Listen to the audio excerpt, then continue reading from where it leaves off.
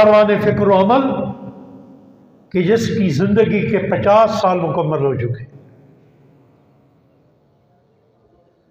وہ تنظیم کہ جس نے اپنے یوم تاسیس کو منسوب کر رکھا ہے نیمہ شعبان سے، ولادت امام زمانہ اجل اللہ فرجہ الشریف سے۔ اس وقت نہیں ہے، ورنہ یہ میں تناظر پیش کرتا کہ ان 50 سالوں میں ہم نے کیا کھویا کیا پایا۔ پہلی نشست میں ضمن ایک بات کر چکا ہوں، اگر پایا ہے تو اتنا پایا ہے کہ رب ذوالجلال نے ہمیں اس تنظیم کے توسل سے ایسے دوست عطا کیے ہیں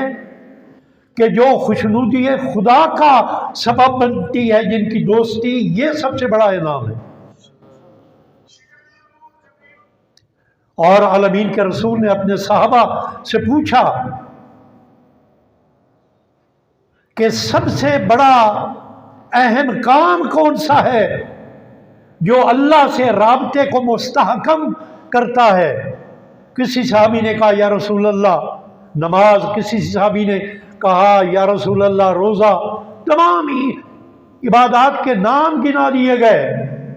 عالمین کے رسول نے ارشاد فرمایا یہ تمام اعمال اچھے ہیں، لیکن رب سے رابطے کو، ایمان کے رابطے کو مستحکم کرنے والی سب سے بڑی چیز ہے کہ آپ کی دوستی اور دشمنی صرف اور صرف اللہ کے لیے ہو۔ ان 50 سالوں میں میرے جیسے 67 سالہ جوان کو اگر کسی چیز نے جوان رکھا ہے تو اسی دوستی کے رستے میں رکھا ہے کہ میں جب گھر سے نکلتا ہوں تو کراچی کے ساحل سے لے کر بلتستان کے کوساروں تک مجھے علم ہے، میں جس شہر میں چلا جاؤں، میں جس قریے میں چلا جاؤں،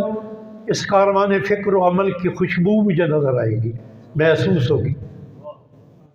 یہ رب کا بہت بڑا احسان ہے، لیکن ضرورت کیوں ہے؟ اگر ہم اپنے آپ کو امام زمانہ کا سپاہی سمجھتے ہیں تو پھر ان 5 نکات کو پورا کرنے کے لیے، پھر ان 3 نکات جو میں نے عرض کیے ان کو، اور اس کی ذیل میں 2 نکات اور بھی ہیں کہ اذن خدا سے امام زمانہ نے جب تشریف لانا ہے، اذن خدا سے مخلوق کو غیر خدا کی عبودیت سے نجات دلانی ہے۔ میں نے بات کی کہ جو معرفت امام زمانہ کے بغیر مر گیا وہ جاہلیت کی موت مرا۔ جاہلیت کا جب بھی ذکر ہوتا ہے تو قبل از اسلام کا دور ہماری نظر میں آتا ہے۔ بہت سارے اس کے نکات ہیں، ایک اہم ترین نکتہ جو جاہلیت کے دور کا ہے کہ ان لوگوں پر حکمران قوانین ان کے اپنے ساختہ پرداختہ تھے، اللہ کے بنائے ہوئے قوانین نہیں تھے۔ یہ سب کام انجام دینے کے لیے کیا انفرادی طور پہ ہم ان کاموں کو انجام دے سکتے ہیں؟ جواب ہوگا کہ نہیں۔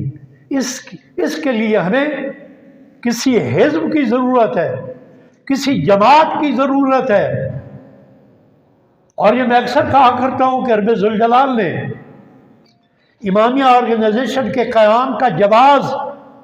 سورہ آل عمران کی اس آیت میں یہ بیان فرما دی کہ تم میں ایک جماعت ایسی ہونی چاہیے کہ جو لوگوں کو